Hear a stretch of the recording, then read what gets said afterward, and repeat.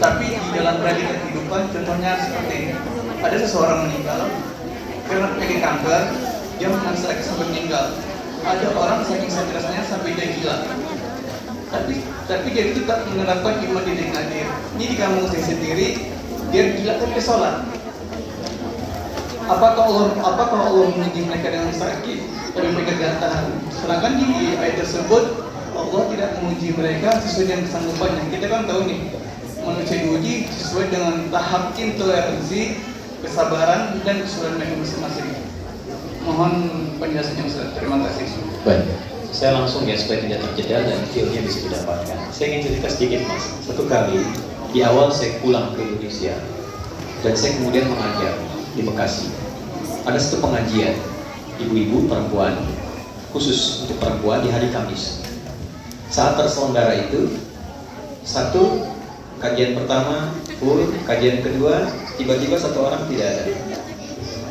Kemudian di belakang, menarik ya, mulai menangis. Saya tanya kenapa di belakang menangis. Ibu itu menjawab, Ustaz, si Fulana tidak bisa bersama kita karena sedang berjuang sakit. Mohon doa. Baik, saya bilang kita doakan setelah selesai kajian ya. Begitu kemudian saya lanjutkan, jeda sebentar, nggak sampai 5 menit, di belakang terisak. Saya tanya kenapa Bu? Ternyata yang tadi kita akan doakan sudah meninggal dunia. Inna lillahi wa inna ilaihi raji'un. Baik. Setelah itu singkatnya, malam kami datang takziah. Nggak tahu apa yang terjadi. Ibu dan bapak, teman-teman semua, luar biasanya. Beliau itu profesinya seorang pramugari. Dalam pramugari profesi yang beliau jalani, tentu banyak kegiatan-kegiatan keduniaan yang terjadi, sehingga juga untuk berhijab pun dulu belum punya kesempatan, pergaulan juga luar biasa. Di ujung hidupnya, Mas, ini yang penting saya sampaikan, dia memutuskan untuk berhenti, selesai, dan dia aktifasikan sisa hidupnya untuk memperdalam Islam. Dia ikut pengajian untuk merubah dirinya. Ketika ikut pertama pengajian, ternyata baru ikut pertama diagnosis muncul kena kanker. Lalu masuk rumah sakit. Yang kedua itulah sampai terakhir, ternyata dia berada di rumah sakit sampai ujung hayatnya menjemput. Tapi tahu apa yang terjadi? Ketika saya datang takziah, yang datang itu ibu-ibu pengajiannya, teman suaminya dari jamaah subuhnya, teman-teman lingkungan masjidnya, sedangkan teman seprofesinya belum bisa datang. Di malam itu hanya mengirimkan bunga. Saya sampaikan dalam takziah, ini luar biasa cara Allah memuliakan hamba ini. Allah berikan sakit sampai ujung hayatnya. Satu, supaya mengisolasi dia dari kegiatan-kegiatan sebelumnya yang sudah dilakukan, sehingga dia fokus untuk bisa menyebut nama Allah saja dalam hidupnya. Setelah dia berubah menjadi orang baik, setelah cukup baginya kemudian beribadah, Allah jemput hasil kehidupannya di tempat dia terisolasi, sehingga dia tidak berbaur lagi dengan yang lain untuk membuat sesuatu yang menyimpang dari kehidupan sebelumnya. Maka apa yang terjadi? Dijemputlah dia dalam keadaan yang baik, dosa-dosanya digugurkan, diberikan pahala yang kuat untuk dirinya, dan yang terakhir yang paling indah, bahkan dimuliakan dan diantarkan oleh tempat-tempat di lingkungan pengajian. Yang mau saya katakan apa? Semua apa yang Allah menetapkan, yang kita lihat sekarang itu cuma namanya saja. Sakit, kena kanker, kena tumor, macam-macam. Pada hakikatnya semua itu ujian hidup. Oke? Satu dulu itu. Pada hakikatnya semua itu ujian apa? Ujian hidup. Nah, semua bentuk ujian itu, apapun yang dialami, feel-nya pasti sama. Yang sakit misalnya divonis dengan kanker, yang baru dipecat dari misalnya pekerjaannya, sama-sama terasa vonis itu kan menyakitkan kan? Sama-sama terasa nggak enak ya? Sama-sama terasa gelap kan? Substansinya sama, diuji dengan nama yang berbeda, tapi dengan rasa yang serupa. Semua kita dalam hidup akan mengalami peristiwa-peristiwa ujian-ujian itu dengan dua tujuan. Satu, ini yang saya ingin maksudkan. Nanti saya kembalikan ke Quran surah kedua ayat 286. Satu, supaya dalam perjalanan hidup itu, satu, kita bisa kenal Allah. Semua yang kita alami itu tujuan akhirnya untuk mengenal Allah. Anda belajar sepintar apapun, tujuan Anda diberi ilmu sampai sedemikian pintar supaya kenal Tuhan. Makanya disebutnya ilmun, ain lam mim. Ketika dikerjakan jadi amal, ain mim lam, objeknya alam, ain alif lam. Ain alif lam, alam itu artinya tanda dalam bahasa Arab, tanda yang mengenalkan pada Tuhan. Kalau dijamakan jadi alamin, kita declare dalam sholat alhamdulillahirabbil alamin. Nah, sebanyak-banyaknya ilmu itu untuk kenal Tuhan. Sampai kalau lihat langit itu kita tahu, oh betapa indahnya Allah menciptakan ini. Begitu lihat lautan, betapa luar biasanya Allah menciptakan ini. Kalau cuma kita sampai hanya menyimpulkan lautnya bagus, bintangnya bagus, itu baru luarnya. Belum sampai ke titik ilmunya. Itu ada di Quran, surah ketiga ayat 190 sampai dengan ayat 200. Nah, dari kita mulai menapaki hidup, tujuan terbesarnya kenal Tuhan. Anda kerja sampai kaya, sampai punya harta dan sebagainya, silahkan. Tapi kalau sampai banyak harta nggak kenal Allah, ada sesuatu yang salah dalam episode kehidupan. Nah, ada orang-orang yang dikenalkan lewat sifat sukacita, suka hal-hal yang cenderung disukai dan bercita-cita untuk mendapatkan itu. Pintar, kaya, punya kedudukan. Ujungnya apa? Kenal Tuhan. Gimana caranya dengan harta itu kita dekat dengan Allah? Gimana caranya dengan kedudukan kita dekat dengan Allah? Ini konsepsinya ada di Nabi Sulaiman misalnya. Ketika dipuji, Anda begitu hebat bisa menaklukkan awan dan sebagainya. Apa jawab beliau? Hadza min fadli rabbi liyabluwani aashkuru am akfur.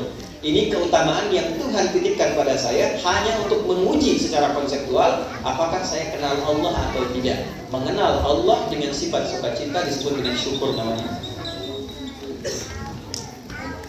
Oke? Jadi syukur itu bukan sekedar mengucapkan alhamdulillah di lisan kita dari nikmat yang kita terima. Syukur itu bagaimana kita mengolah nikmat yang Allah kasih kepada kita untuk menggunakan nikmat itu supaya lebih kenal dan dekat dengan Allah. Disitulah baru merasa nikmatnya punya Tuhan. Apa fungsi mata? Bukan kalau cuma sekedar melihat, hewan juga melihat. Ayam melihat, kambing melihat. Mata kita ditugaskan untuk melihat yang baik-baik. Bagaimana tahunya yang dilihat baik? Pelajari ketentuan Tuhan. Baru terasa punya Tuhan ketika dipraktekkan ketentuan itu. Kata Allah, jangan lihat, dipalingkan. Baru kita merasa iman kepada Allah. Kalau nggak pernah kita ikuti, kita nggak merasa punya Tuhan. Makanya yang sudah beriman, sudah berislam, kan nggak semua bisa dilihat. Ya kan? Anda keluar, lihat reklame di luar. Ada tampilan postur yang tidak boleh dilihat. Kan Anda palingkan kan? Lisan Anda berkata, astagfirullah. Nama Allah disebut. Dan tidak ada yang terlambat. Matanya tetap, lisannya istighfar. Astagfirullah. Tidak begitu. Ya kan? Nah, disitulah baru terasa nikmatnya punya Tuhan. Itu satu. Ya, yang kedua, ada ujian yang kedua terasanya duka. Nih. Secara konseptual, apa yang diberikan? Ya, Allah kasih contoh. Misal, ujian pertamanya sakit. Anda sebut sakit tadi. Tahu Nabi Ayub kan? Oke, Nabi Ayub dengan kita soleh mana? Nabi Ayub. Beliau Nabi, kita bukan. Pernah nggak berbuat maksiat Nabi Ayub? Tidak. Salah apa Nabi Ayub sampai diuji dengan penyakit yang dideskripsikan dalam Al-Quran? Penyakit itu tidak akan pernah dialami orang setelahnya dan tidak pernah dialami orang sebelumnya. Tidak akan pernah dialami orang setelahnya dan tidak pernah dirasakan orang sebelumnya. Artinya spesial, betul-betul sakit. Nabi sakit. Dan untuk menuju sakit itu ada dua proses dulu. Hari pertama, semua aset beliau itu habis semua. Beliau itu orang kaya, yang kaya luar biasa. Ternaknya banyak, kebunnya banyak. Hari pertama, satu hari, ternaknya mati semua, kebunnya terbakar. Oke? Apa yang terjadi? Malah makin meningkat ibadahnya. Terima kasih ya Allah, Engkau titipkan ujian ini untuk saya, bukan pada hamba yang lain. Engkau percaya dengan saya. Setan makin penasaran. Ya Allah, minta izin. Yang kedua, wafatkan semua keluarganya dari anaknya. 12 anaknya hari kedua meninggal semua. 12 anaknya meninggal semua. Terima kasih ya Allah yang telah menitipkan anak-anak itu untuk aku rawat dan selesai tugas merawat ini kembali kepada pemiliknya. Setan makin penasaran. Ya Allah, izinkan berikan ujian sakit yang tidak pernah dialami orang sebelumnya, tidak akan dirasakan orang setelahnya. Ya, yang kalau di tafsir-tafsir itu agak berlebihan sampai ada binatang macam-macam mau sholat dilepas dulu, itu agak berlebihan. Intinya sakit yang luar biasa. Apa yang terjadi? Malah nambah lagi ibadah. Sampai pada titik puncaknya. Nah ini poinnya. Quran surah 21 ayat 83 sampai 84. Ini nanti jadi ijazah yang kita bisa teruskan pada pertanyaan Anda tadi. Sampai pada puncaknya ketika beliau tidak mampu menunaikan ibadah dengan sempurna lagi karena makin dahsyat penyakitnya yang kemudian menerpa, maka keluarlah kalimat ini. Wa ayyuba, dan pernahkah engkau belajar dan dengar kisah Ayub? Irnada rabbahu anni massani yadhurru wa anta arhamur rahimin. Ketika beliau bermohon pada Allah dengan mengatakan, ya Allah, penyakit ini, perhatikan kalimat ya, sudah mulai mengganggu aku sehingga aku tidak bisa menunaikan ibadah lagi dengan sempurna. Jadi minta sembuhnya itu bukan sekedar ingin sehat, tapi motivasinya untuk lebih mendekati Allah. Ya. Anak kalau sakit pengen sehat, biasanya kan pengen sehat kan? Nah setelah sehat itu mau ngapain? Di Quran itu ada panduan yang sangat indah. Kalau penyakit Anda ingin disembuhkan, ya dengan cepat, tatkala orang memvonis Anda mustahil, tidak mungkin dan sebagainya, maka satu hal yang pernah dicontohkan Nabi Ayub, arahkan kesembuhan itu dengan tujuan untuk meningkatkan kedekatan diri dengan Allah. Ya Allah, penyakit ini sudah mulai menghambat hamba untuk semakin meningkatkan ibadah kepada-Mu. Sedangkan Kau yang paling sayang kepada-Mu. Kalau pada yang paling sayang tidak menyembuhkan, kepada siapa lagi yang mesti berharap? Wa anta arhamur rahim. Apa yang terjadi? Fastajab. Dijawab itu dengan cepat tanpa jeda. Harfu atfin rabitin baina syai'aini bila huruf. Paham? Tidak. Huruf yang menyambungkan dua peristiwa dengan cepat tanpa jeda. Peristiwa pertama berdoa, peristiwa kedua dikabulkan doanya. Antara berdoa dengan dikabulkan doanya tanpa jeda. Begitu bermohon, seketika dikabulkan. Tapi kapan pengabulan itu terjadi? Ketika sabar. Sabar. Isinya berkata begini, apa? Kalau dalam bahasa kita ya, Bapak kan Nabi, Rasul, minta aja sama Allah sembuh. Nggak minta kaya, minta sembuh pasti dikabulkan. Apa jawab Nabi Ayub? Swiss, yom.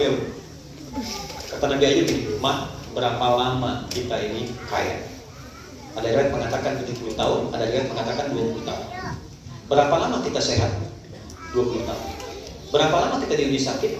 15 tahun. Nanti sajalah saat sakitnya sama dengan ujian sehatnya. Selama 20 tahun baru aku minta kepada Allah. Aku madu diuji sehat 20 tahun, diuji keberkahan 20 tahun, baru diuji sakit, sabarnya belum optimal, aku sudah minta kepada Allah. Nanti saja kalau sudah sama ujian sakit dengan sehatnya baru aku minta. Tapi ini bukan level yang kita harus tiru gitu kan? Bukan begitu maksudnya. Saya ingin tunjukkan bagaimana beliau mengelola implementasi sabar dalam kehidupan. Jadi ketika seseorang bisa melihat syukur dan sabar, dua anugerah yang ditampilkan untuk mengenal Allah, disitulah semua jadi netral. Ini yang dimaksud hadis Nabi dalam Sahih Bukhari, ajaban li amril mukmin. Orang Islam itu kalau imannya sudah mulai meningkat akan terjadi peristiwa yang mengagumkan. Apa yang terjadi? Jika dia merasakan senang, dia bersyukur. Jika dia diuji dengan musibah yang terasa duka, dia bersabar. Sehingga semua terlihat netral untuk mengenal dan mendekat kepada Allah Subhanahu wa Ta'ala. Makanya ada ulama yang biasa sakit. Begitu tidak sakit, dia nangis. Kenapa Anda menangis? Padahal Anda sehat. Saya khawatir ketika Allah tidak memberi saya sakit di pekan ini, Allah sedang meninggalkan saya. Saking pahamnya dengan esensi kehidupan. Jadi yang pertama yang saya katakan, kita jangan simpulkan bahwa ayat Allah tidak mungkin menguji seorang hamba di luar batas kesanggupannya dengan menerapkan ayat itu kepada orang yang divonis penyakit tertentu dan terlihat kemudian dia berekspresi seakan-akan dia tidak sanggup menahannya. Kalimat yang kita jawab dengan itu justru kita balik. Maha suci Allah yang telah menitipkan itu kepada beliau dimaksud, yang belum tentu ketika diberikan kepada saya belum tentu bisa sanggup untuk menahan.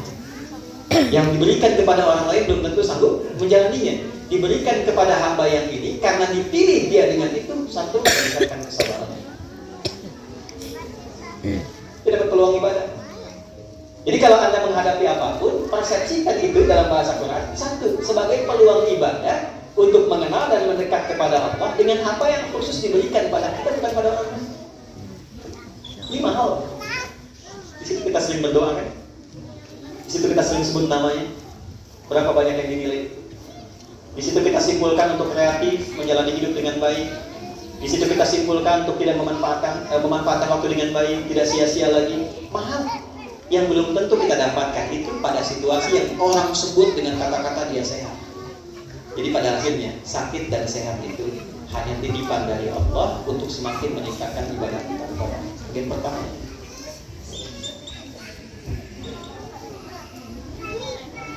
Dua. Sebentar, maksudnya yang kedua ini saya coba. Ini satu bagian. Jadi satu bagian yang pertama saya kembalikan. La yukallifullahu nafsan illa wus'aha, bukan dipahami dari ekspresi hambanya, tapi dipahami dari perspektif Allahnya ketika memberi. Allah menilai dia sanggup menjalani itu sampai titik yang diberikan oleh Allah untuk bisa menanggungnya. Adapun yang didapatkan dari situ adalah hikmah. Jelas hikmahnya kemana? Karena itu gini, cara bersikapnya diberikan oleh Allah apapun terima dulu. Cara bersikapnya itu. Katakan pada diri kita, terima kasih ya Allah yang telah menitipkan ini kepada saya, bukan pada yang lain, karena Engkau menilai aku sanggup menjalaninya. Setelah itu yang kedua, kenali Allah dengan petunjuk-petunjuk yang diberikan kepada kita lewat pemberian itu. Jadi kalau sakit, belajar hikmahnya tentang ayat-ayat sakit. Jangan Anda sakit belajar yang dikasih tentang ayat-ayat bisnis. Nggak nyambung. Pelajari Nabi Ayub, Nabi Ibrahim ketika sakit bagaimana, ya. Dan yang kedua tadi yang ingin saya sampaikan, supaya kita bisa menikmati proses ikhtiar di dalamnya, sehingga mengumpulkan banyak pahala yang mungkin bisa kita raih, yang tidak ditemukan dalam kondisi apa? Jadi semua netral terlihat. Allah wa'adam di yang lain, Mas, yang mana? Terima kasih untuk mengingat waktu. Insya Allah kami hanya membatasi satu pertanyaan, dan sebelumnya kami mohon maaf di awal kami ada titipan ke panitia, yaitu salah satu pertanyaan. Insya Allah beliaunya Ikhwan hadir, cuma belum berani menyampaikan sendiri. Insya Allah mau disampaikan sama panitia. Terima kasih. Izin saya bacakan Ustaz. Izin bertanya, saya dulu pernah mondok dan ingin menjadi tahfidz hanya untuk menyenangkan hati ibu saya. Namun lama-kelamaan saya menjadi betah dan nyaman. Qadarullah saya harus berhenti hafalan Mas Nezar, dan bekerja membantu ekonomi keluarga sambil mencoba menambah dan menjaga hafalan saya. Setelah beberapa bulan bekerja di Jepang, qadarullah ibu kami meninggal, sehingga membuat saya sangat sedih, tidak khusyuk ibadah karena selalu ingat beliau, sampai-sampai sebagian hafalan hilang. Apakah saya dengan ini saya memberatkan ibu saya kelak di akhirat, dan saya termasuk golongan cinta dunia dan takut kematian? Dan bagaimana nanti saya bertanggung jawab pada Allah atas hafalan saya? Karena saya pernah mendengar hadis, barang siapa yang hilang hafalannya maka akan bertemu Allah dengan keadaan lepra. Jazakallahu khairan. Yang pertama begini, hilang hafalan itu penyebabnya bisa dua hal. Satu karena maksiat, bisa terjadi. Ya, saya dulu pernah ada sekumpulan para calon-calon dai berkumpul terus sering cerita. Ada di antara yang cerita itu dan mengatakan begini, saya dulu punya hafalan, bukan hanya Quran sampai hadis, sampai ribuan. Terus tiba-tiba karena diajak temannya nonton ke bioskop, nggak tahu film apa yang dilihat, tuh keluar dari situ hilang semua. Ya. Nah, jadi kadang-kadang perbuatan buruk itu bisa menghilangkan kadar-kadar ingatan tertentu. Itu secara psikologi dan kajian-kajian tertentu ilmiah juga bisa dibuktikan. Jadi yang pertama, hafalan hilang itu bisa karena tindakan maksiat. Karena baik dengan buruk itu tidak mungkin bertemu. Jadi ketika Al-Quran sudah baik dalam diri kita, terus berbuat maksiat misalnya, minum minuman yang dilarang, bertindak yang tidak pantas, itu Quran akan keluar dengan sendirinya. Yang kedua, itu jarang murojaah, jarang mengulang untuk menguatkan hafalan. Ya, nah yang dimaksud oleh Nabi Sallallahu Alaihi Wasallam itu adalah orang-orang yang sengaja memang berbuat tindakan tertentu menyebabkan hafalannya hilang. Ya, bukan karena misalnya karena sakit, ya, atau faktor-faktor tertentu, dia sengaja ingin hilang saja. Ya, kalau tidak murojaah sehingga hafalan hilang, masuk pada kategori yang tercela.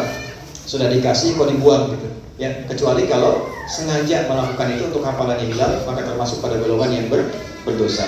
Maka yang ingin saya katakan yang pertama, justru jadikan penjagaan terhadap Quran itu sebagai motivasi terbaik untuk membahagiakan ibu dan mengalirkan cahaya di alam kubur beliau. Oke? Kalau bahasa anak sekarang, ingin memberikan mahkota kepada ibu kelak saat akan kembali. Maka tidak ada halangan. Apakah semua sahabat Nabi profesinya pembelajar semua? Tidak. Yang belajar Ali bin Abi Thalib radhiyallahu ta'ala anhu, Abu Hurairah radhiyallahu ta'ala anhu, Ibnu Abbas. Yang lain kan ada yang pengusaha juga. Abdurrahman bin Auf, Talha, Uthman bin Affan. Ada yang perawat loh. Sayyidah Fatimah itu perawat, Bu. Sayyidah Aisyah itu seorang ahli di bidang kedokteran. Tapi tidak menghalangi mereka untuk menghafal Al-Quran. Ya, Al-Quran tidak khusus diberikan bahkan bagi seorang ustaz. Tidak sedikit orang ustaz gak hafal Quran.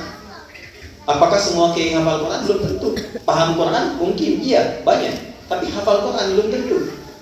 Ya, Quran itu diberikan bukan pada orang yang IQ-nya tinggi. Ya, orang Quran itu diberikan pada orang yang ingin mencintai Quran, ingin dekat dengan Quran, dan tidak ada sekat. Saya dari jalan ke sini bisa merajaah. Ya, kami jalan kaki masih bisa mengulang menjaga Quran. Asal kita mau niatkan satu. Yang kedua sungguh-sungguh. Yang ketiga punya motivasi. Seorang penghafal Quran, ahli Quran, apapun profesinya, ketika dia jaga Qurannya sampai dengan meninggal, satu, jasadnya terpelihara. Yang kedua, ketika dibangkitkan di akhirat, dia tidak diminta masuk surga sendirian.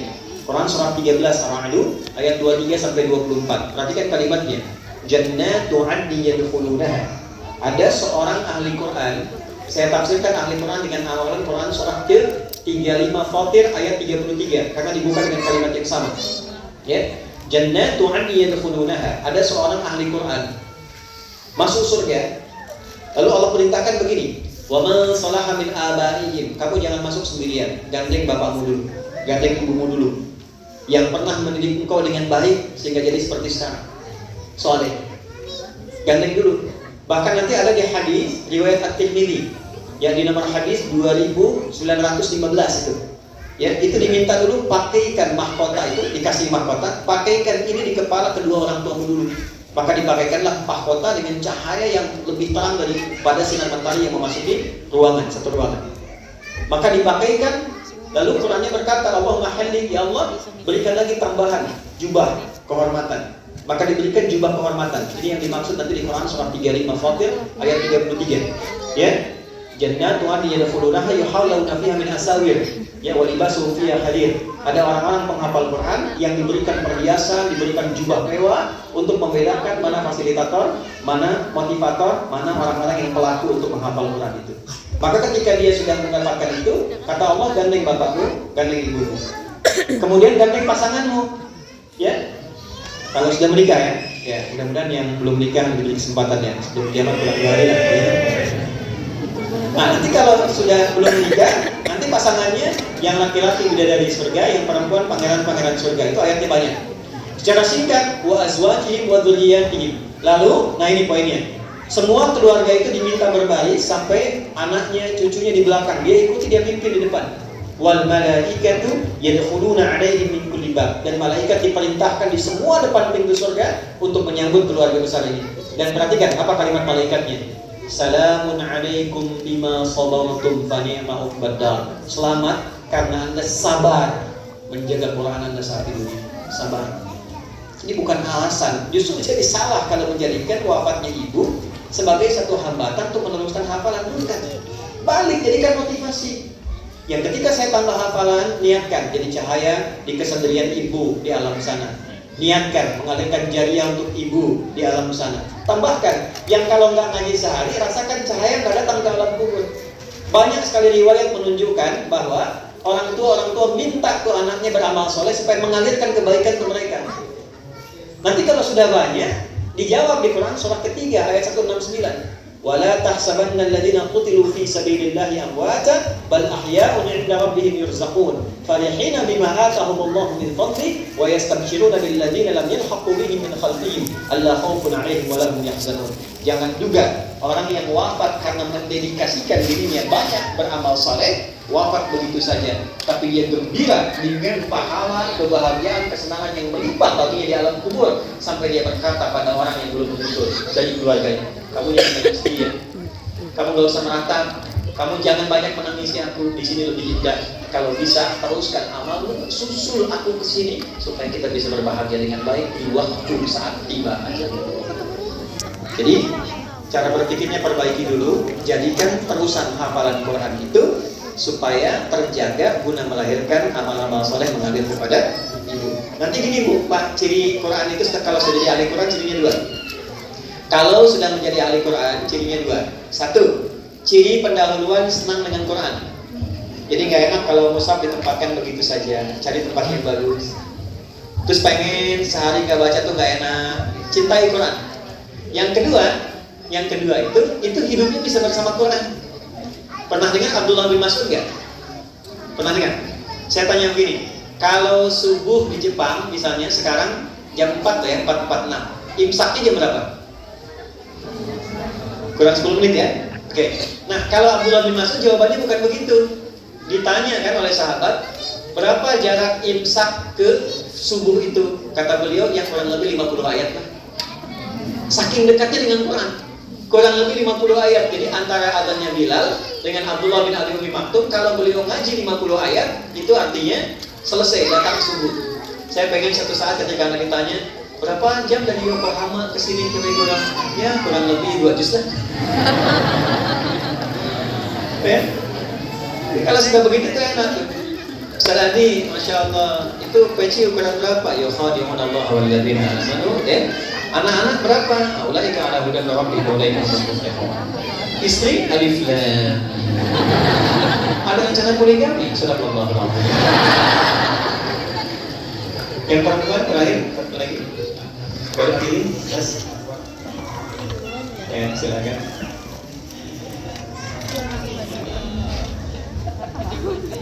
Oke.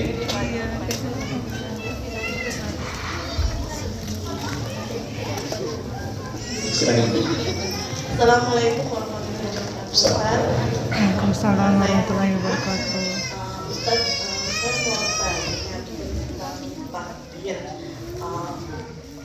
Kalau kita dilahirkan pada waktu yang kurang pemahamannya agama, itu mesti pakai apa? Karena kebetulan papa saya itu papanya itu non muslim, jadi kalau masuk nggak paham. Dan saya tuh Baik, saya tangkap ada maksudnya. Baik, pertama izinkan saya turut mendoakan mudah-mudahan Allah berikan kekuatan, kebaikan, keberkahan, hidayah dalam keislaman. Yang kedua, Quran surah ke-31.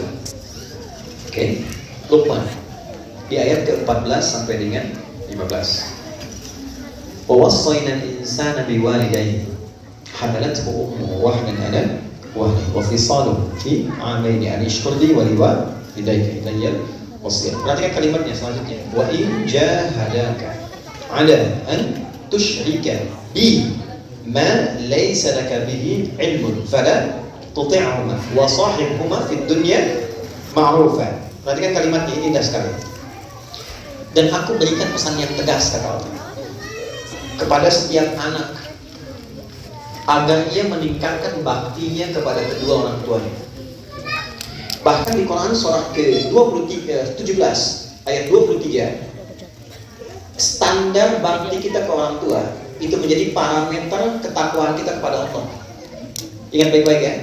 Jadi ketika kita mengatakan Tuhan saya Allah, saya beriman kepada Allah, itu dianggap bagus keimanan kita. Salah satu ukurannya adalah ada pada pembuktian bakti kita kepada kedua orang tua. Jadi kalau ada orang rajin sholat, rajin puasa, beriman pada Allah, tapi pada orang tuanya tidak baik, itu dianggap sesuatu yang kurang sempurna imannya. Betapa tingginya Islam menempatkan bakti kepada kedua orang tua. Nah sekarang kondisinya ketika orang tua itu berbeda keyakinan, bagaimana caranya? Ini indahnya, ayatnya ada, hadisnya ada, yang paling hebat kejadian serupa pun terjadi di masa dulu. Maka turun ketentuan, wa in jahadaka ala an tusyrika bima laysa laka bihi ilmun fala tuti'huma. Jika memang anak dengan orang tua atau dengan mertua beda keyakinan, dipaksa dia untuk mengikuti keyakinan orang tuanya, dia boleh menghindar dengan cara yang buruk, menolak dengan cara yang halus. Quran tidak mengatakan berselisih, marahi tidak. Ya, mungkin di sini ada yang mertuanya di sini mungkin belum Islam. Islam mengajarkan untuk apa? Kalau memang dipaksa, diminta ikut, jawaban Qurannya bukan selisih, bukan bertengkar, bukan. Silahkan engkau jawab itu, menolak dengan cara yang halus, yang lembut, yang memberikan nilai dakwah. Tapi ingat, wasahibuhuma fid dunya ma'rufan. Jangan sampai perbedaan keyakinan itu menjadikan kau terputus hubungan dengan mereka. Yang hebat dari Quran, tetap engkau tingkatkan bahunya. Jikalau Anda misalnya di sini kerja, mertua dari Jepang, agamanya belum Islam misalnya, yang pertama lakukan apa? Ternyata dakwahnya dengan akhlak. Kalau dapat satu gajian, datangi orang tua. Ucapkan terima kasih telah menitipkan anaknya, telah memberikan nilai-nilai kebaikan, bagi dengan mereka, ada makanan bagi, mereka sakit, antarkan ke rumah sakit yang terbaik. Kalau pegel pijiti, dan niatkan supaya Allah ridha dengan itu dan memberikan hidayah. Ibunya Ammar dulu mogok makan supaya Ammarnya kembali tidak berislam lagi. Maka apa yang Ammar lakukan? Tetap datang ke ibu, disantuni, dibaiki, didoakan. Maka tugas kita yang kita lakukan apa sekarang? Pertama, doakan ibu, minta kebaikan kepada Allah. Ya Allah, berikan hidayah kepadanya, sehatkan dia, berikan kami kebersamaan yang baik di akhirat seperti kau kumpulkan kami di dunia dalam kebaikan. Setelah itu yang kedua, dakwah menggunakan akhlak. Itu yang penting. Kita itu punya hal yang sangat mahal, akhlak. Ya, yang lain belum tentu diajarkan. Dan akhlaknya sempurna. Anak ke orang tua ke anak, dengan tetangga, semua komplit. Ya, saya pernah satu kali ngajar. Di antara muridnya ada yang di militer, pangkatnya cukup tinggi. Ketika ngaji dengan saya, berubah hidupnya. Bapaknya marah. Bapaknya seorang jenderal di kesatuan khusus. Sampai mengatakan begini, kalau engkau tak sanggup bilang, bapak yang turun tangan. Satu kali ibunya diuji sakit, datang beliau kepada saya.